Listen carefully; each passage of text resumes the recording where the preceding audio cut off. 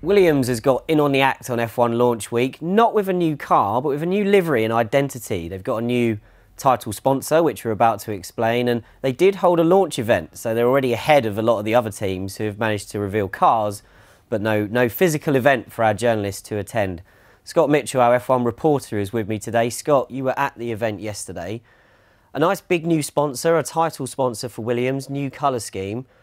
I think the big question is, what is Rocket? And you've been looking into this, and from what the team told us yesterday and what you found out subsequently, what do we know about this new big name that's on the side of an F1 car? Well, when I first saw these photos and I saw it on the side, I just thought, is it just cool for F1 teams to get sponsors that I've never heard of nowadays after the Hasbridge Energy thing last week?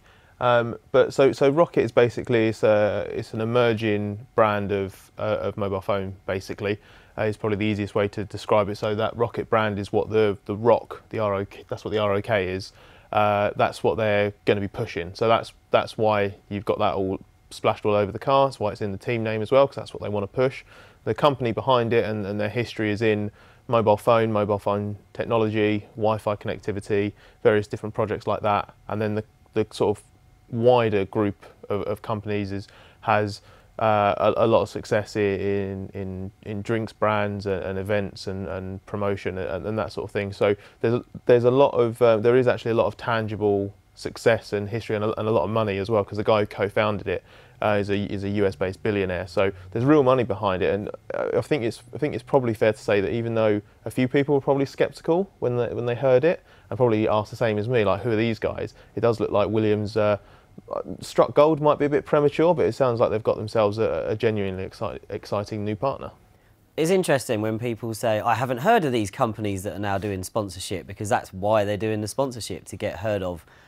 You were at Williams yesterday, and obviously a terrible 2018 season for the team that brought to an end its Martini era, if we're talking about sponsors. But what's the mood like going into 2019? There wasn't a new car to show off and talk about, but what did you gauge from the team a week ahead of testing? Well, it's quite interesting because in a lot of ways the messaging hasn't changed since the end of last year, because from about June onwards the Williams messaging was, oh, this isn't very good, is it? But next year we'll focus on next year, and they already built like a quite a good amount of decent momentum at the end of last year, a bit of goodwill, signing Formula 2 champion George Russell, committing to giving Robert Kubica his big F1 comeback, which we're all obviously looking forward to. The mood yesterday was sort of like building on this optimism. So Claire Williams referred to it as next gen Williams. That's what they're aiming for. That's what this new livery is meant to represent. They thought about going back to navy and white, but they wanted something to symbolise where they are now. So that's where the new colours come from. Kubica and Russell are sort of keeping cards close to their chest when it comes to expectation. But Claire admitted that there are nerves, because this time last year they were preparing to get the new car on track, and pretty much as soon as the new car hit the track, they were like, "Oh, we're in for a long season now." So I think there are nerves that like they'll have the same again, but at the same time, I think there's quite a lot of excitement that, having learned a lot of the lessons from last year and done quite a comprehensive bit of looking at themselves in the mirror and working out what to improve, that they'll actually sort of have they're slightly more optimistic about 2019. Let's put it that way. Now we have got a new colour scheme to talk about. There's no new car to talk about, and for fans of Jake Boxall-Legg, he'll be back when there's a physical car to talk about, even if that is only once testing has started. But we don't need JBL to be an expert in paint. We can do that, Scott. What do you think of the livery? Yeah, so I don't have Jake's level of technical nous, but that's blue and that's white, so we know that for certain. Good statement of facts. Yeah, absolutely. So I mean, first of all, I like the blue. That light blue, I think, works quite well.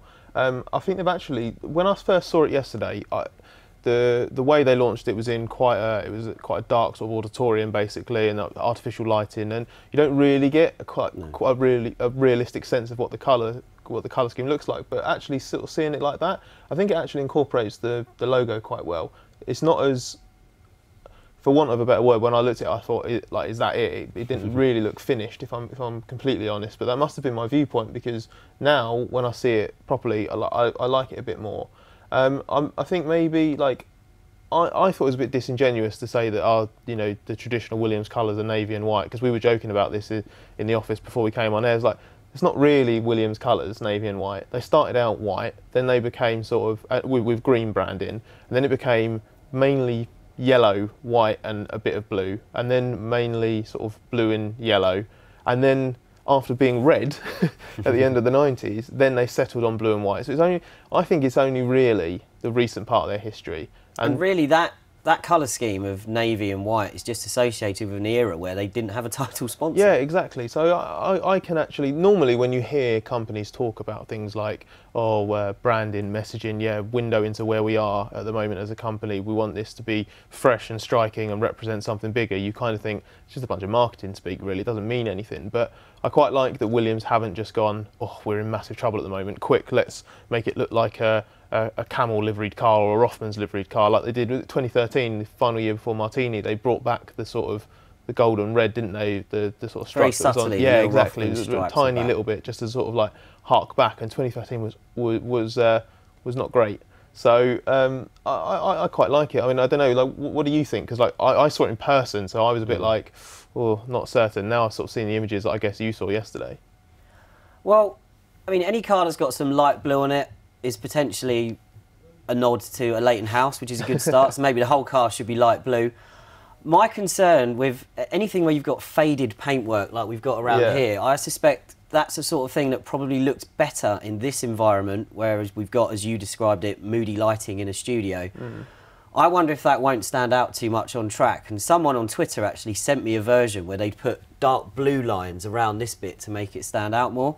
So I'm a little bit concerned about that sort of paintwork not standing out, but I always appreciate new liveries on the F1 grid, and I'm glad that Williams did something different rather than just leaving it white without the Martini stripes on it, or as you said, going back to the navy, which for me you associate with quite a barren era in Williams' history, really. I know they won a race with Pastor Maldonado, but that seems an anomaly for that era of Williams, and I can see why they didn't want to go back to that. The other thing is that because you can see there with the rocket livery, the rocket colours, it's black and red, and there's white as well when it's on a different coloured background.